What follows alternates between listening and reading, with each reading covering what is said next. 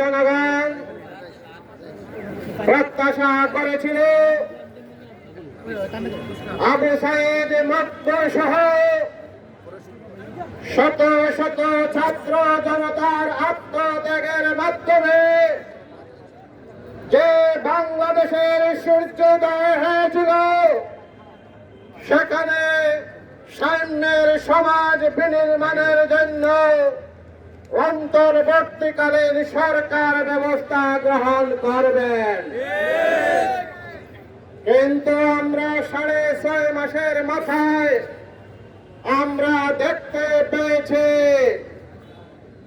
অনেক বড় বড় মামলা থেকে অনেকেই নিষ্কৃতি পেয়েছেন, মামলা থেকে খালাস হয়েছেন, কারাগার থেকে মুক্তি লাভ করেছেন।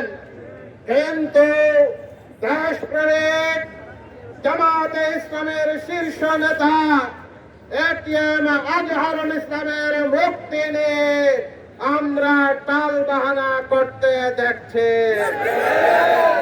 দেশের জনগণ